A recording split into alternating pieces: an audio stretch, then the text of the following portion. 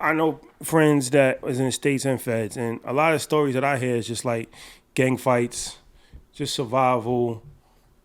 A lot of people's on drugs. I don't hear a lot of stories of like the whole point of jail should be so you can become a better person. I know there are programs in jail, but from your vantage point, what is it as far as the day to day for a prisoner to go through? Because it's like I look at it like a lot of people don't.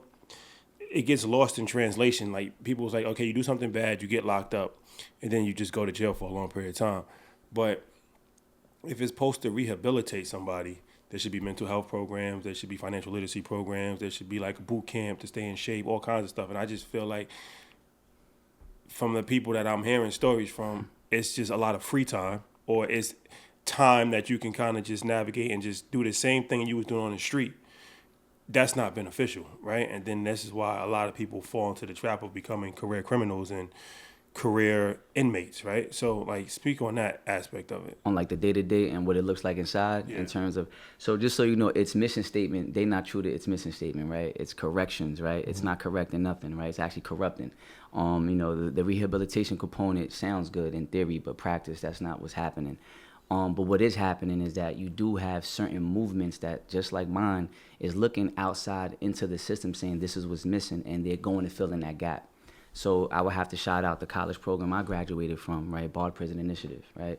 This is a program providing free liberal arts education for brothers inside, sisters inside, right? They in like, Was that always there? no, because after '94 with the Pell Grants taken away, That's right? already degrees Yeah, in prison, right? yeah, exactly, right? That wasn't available. So, and I'm gonna get to the day-to-day stuff too to talk about.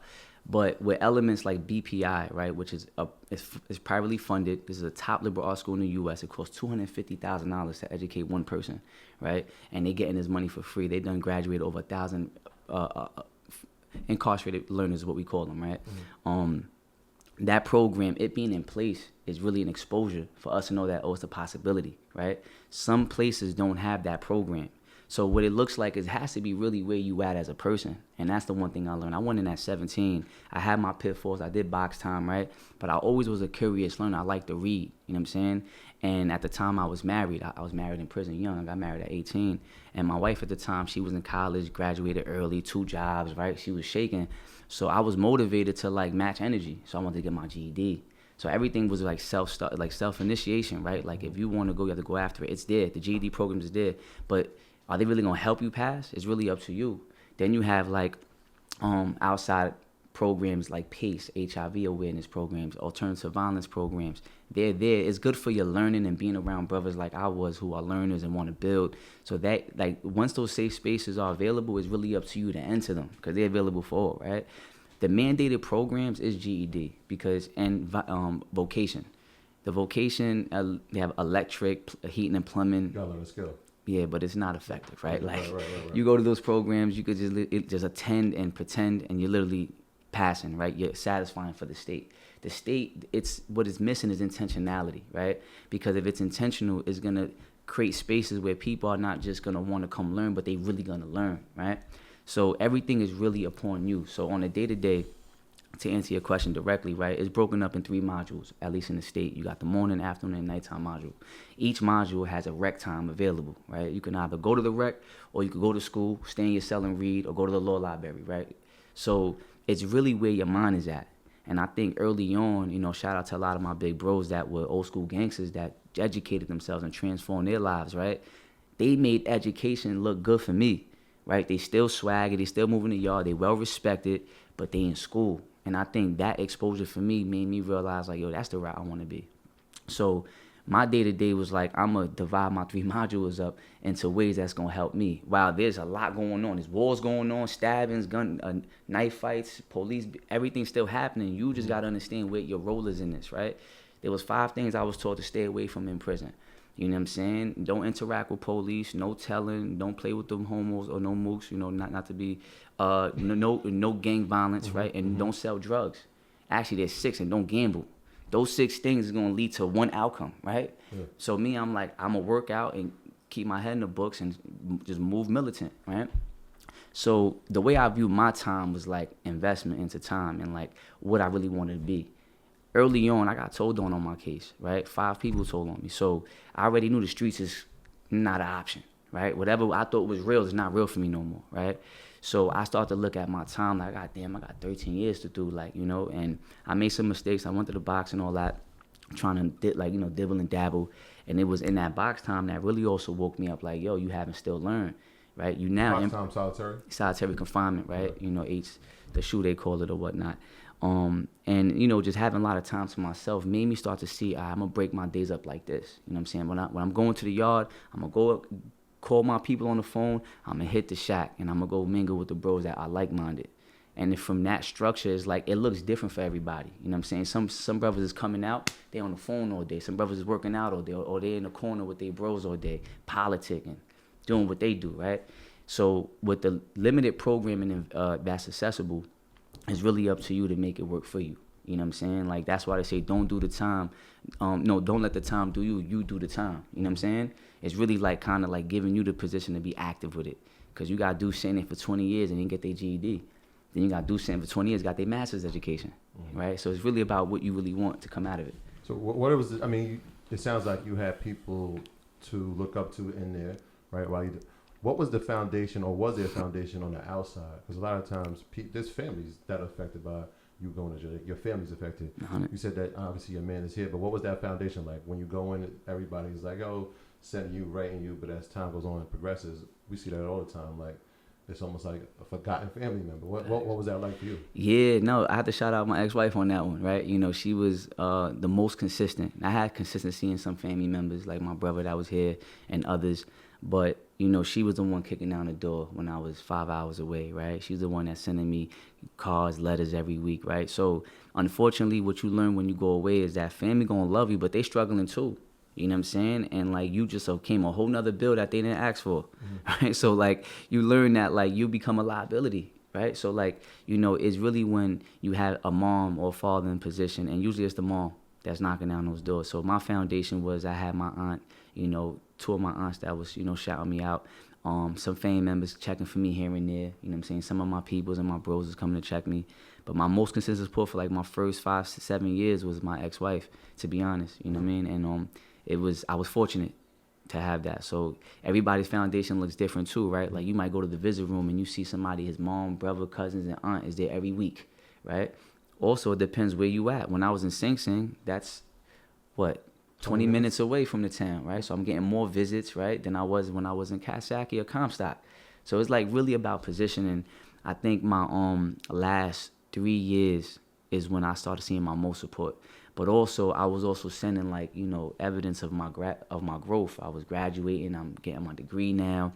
I'm inviting my folks to come into the institution, to come to my graduation. So it's like everything now they hear of me is something positive, which I think encourage a lot of people to like really believe in me. You know what I'm saying? So, but that's kind of relative. But if we do look at it in a general sense, the foundation for everybody is different. So when you start your nonprofit, right, what was the steps to actually get that off the ground and up and running? As a formal nonprofit or just like even starting it like? Both. Yeah. But definitely the formal side. I want to talk about that. No, for sure. So basically for us, again, it was just organizing. So like you kind of got to market the work unpaid and just do the work. You're in the community doing it until, you know, actually a former county legislator was like, yo, are you guys a 501c3? I didn't know what a 501c3 was. And for those who don't know, that's the actual nonprofit tax bracket where you're tax exempt, right? That's when you become an actual public charity identified by the federal government that you are a nonprofit. You could receive money, people could donate, and it's a tax write-off. We weren't even that. We were just organizing. Like, we was leading with the heart, right? So we out in the community, we putting on. That was the first question I got that made me think about, like, yo, I have to organize. The second question was from who's the current mayor of Mount Vernon. We did a food drive with her. And she's like, yo, who are y'all? Like, you know what I mean? Y'all out here putting on, but who are y'all? And we didn't have no real organized answer. So it was me, again, like, nah, we got to get it together, like, you know. And then I started thinking about the name, you know what I mean? That's when 914 United kind of, like, started to come about. And I was fortunate, too. So, like, at the same time that we doing this organizing work, one of my board members now, one of my bros from high school, Lamont Badru, he was the current executive director of his own nonprofit in Yonkers. So he was the one that actually, like, helped me, sat me down and, like, yo, this is how you become a 501c3. And he took me to the website, right? And legit sent me the link, and it's a step-by-step, right? Some people could hire Zoom. What's that called? The Legal Zoom? Legal Zoom, right? To do all of that. But I legit took it. Mind you, everybody's at home, right? It's shut down, so I had all the time in the world. And I just took the steps, and then we did the New York tax exempt to be exempt in the sales for New York, any purchases. We did that process, and then after that was just about your brand, right? Because now you're like on documentation, you are a nonprofit, but now how do you build your brand?